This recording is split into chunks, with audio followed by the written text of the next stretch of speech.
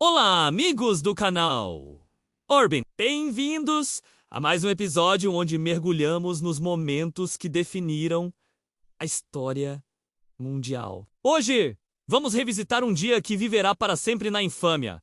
7 de dezembro de 1941, o dia do ataque a Pearl Harbor. Para entender por que o Império do Japão lançou um ataque tão audacioso contra os Estados Unidos, precisamos voltar um pouco no tempo. Para a década de 1930, o Japão, uma nação insular com recursos naturais limitados, tinha uma ambição crescente: expandir seu império pela Ásia. Eles buscavam criar o que chamavam de esfera de coprosperidade da Grande Ásia Oriental. Em teoria, era para ser uma aliança de nações asiáticas livres da influência ocidental. Na prática, era uma forma de justificar a dominação japonesa sobre seus vizinhos para garantir recursos vitais como petróleo, borracha e metais.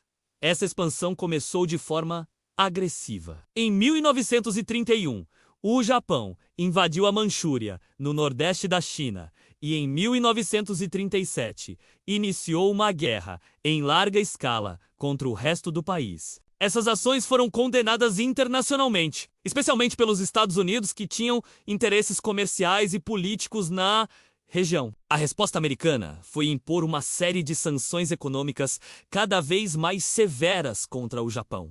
O objetivo era claro: sufocar a máquina de guerra japonesa, cortando seu acesso a suprimentos cruciais. A tensão atingiu o ponto de ebulição em meados de 1941. Após o Japão ocupar a Indochina francesa, o presidente americano Franklin D. Roosevelt tomou a medida mais drástica de todas: um embargo total de petróleo. Para o Japão, isso foi um golpe devastador. Quase 80% do seu petróleo vinha dos Estados Unidos. Sem ele, sua marinha e seu exército ficariam paralisados em questão de meses. A liderança japonesa se viu em uma encruzilhada: ou recuava de suas conquistas na China e no Sudeste Asiático, o que era politicamente inaceitável para os militares que governavam o país. Ou partia para o tudo ou nada, garantindo os recursos de que precisava pela força.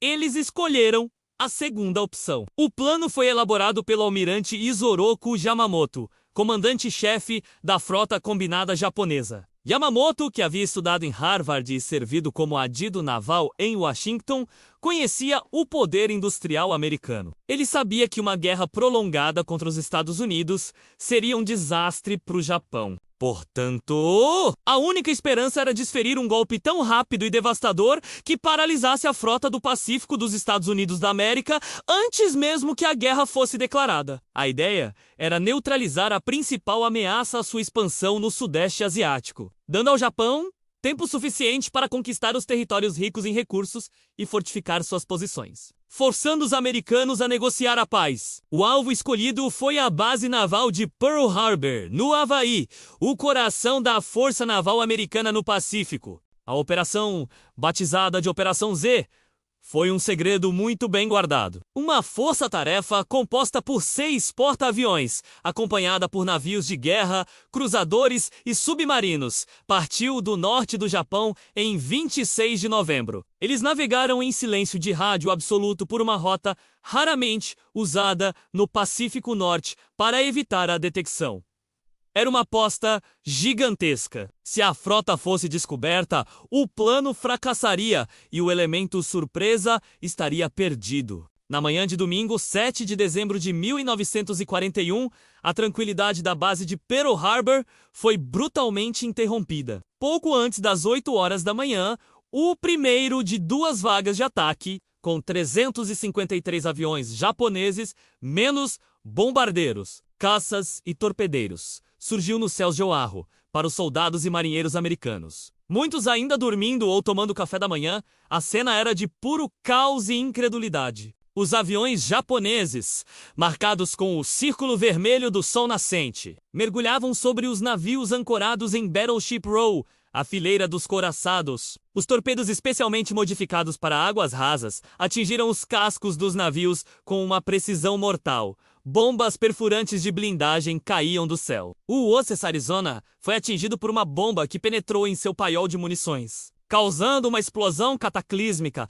que afundou o navio em menos de 9 minutos, levando consigo a vida de 1.177 tripulantes. O USS Oklahoma virou completamente, aprisionando centenas de homens em seu interior. Outros navios, como o USS West Virginia, USS California e USS Nevada, foram severamente danificados ou afundados. Além dos navios, os aviões japoneses também atacaram os campos de aviação da ilha, destruindo a maioria das aeronaves americanas no chão antes que pudessem decolar para se defender. O objetivo era garantir a supremacia aérea total durante o ataque. Em menos de 2 horas, a carnificina terminou. A frota japonesa recuou sem perder um único navio. O saldo do ataque foi devastador para os Estados Unidos. Mais de 2.400 americanos foram mortos, incluindo civis. Quase 1.200 ficaram feridos. 18 navios, incluindo 8 couraçados, foram afundados ou gravemente danificados e quase 190 aeronaves foram destruídas. Do lado japonês, as perdas foram mínimas: 29 aviões, 5 submarinos anões e 64 homens. Taticamente, o ataque a Pearl Harbor foi um sucesso impressionante para o Japão.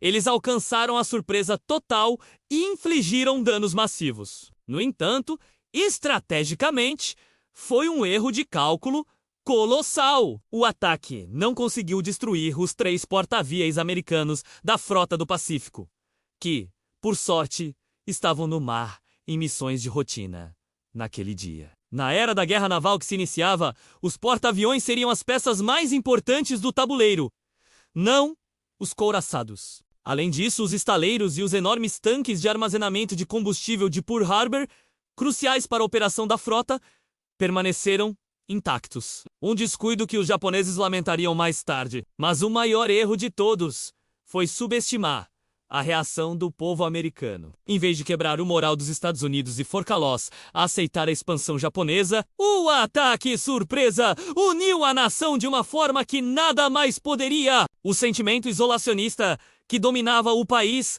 desapareceu da noite para o dia, substituído por uma fúria e uma determinação por vingança. No dia seguinte, 8 de dezembro, o presidente Roosevelt discursou perante o Congresso, proferindo suas famosas palavras: ontem, 7 de dezembro de 1941, menos uma data que viverá na infâmia, menos os Estados Unidos da América foram súbita e deliberadamente atacados pelas forças navais e aéreas do Império do Japão. O Congresso declarou guerra ao Japão quase por unanimidade. Poucos dias depois, os aliados do Japão, Alemanha e Itália declararam guerra aos Estados Unidos, selando o destino do país e transformando os conflitos regionais na Europa e na Ásia em uma verdadeira guerra mundial. O gigante adormecido, como o almirante Yamamoto teria temido, havia sido despertado. O ataque a Pearl Harbor marcou o início de uma longa e sangrenta guerra no Pacífico, que culminaria 4 anos depois com a rendição do Japão. Embora tenha sido uma vitória tática de curto prazo, o ataque se provou ser o maior desastre estratégico da história japonesa, levando o país à sua eventual derrota e transformando os Estados Unidos na maior superpotência militar e industrial que o mundo já viu. Pearl Harbor não foi o fim, mas o começo do fim para o Império do Japão. E assim, um ataque que durou menos de 2 horas em uma manhã de domingo no Havaí mudou o curso da história para sempre, deixando lições sobre poder, estratégia e as consequências devastadoras da guerra. Obrigado por nos acompanhar nesta jornada pela história no canal Orbin. Se você gostou do vídeo, não se esqueça de deixar o seu like, compartilhar com os amigos e, claro, se inscrever no canal para não perder os próximos episódios. Seu apoio é fundamental para continuarmos produzindo conteúdo de qualidade para vocês. Até a próxima!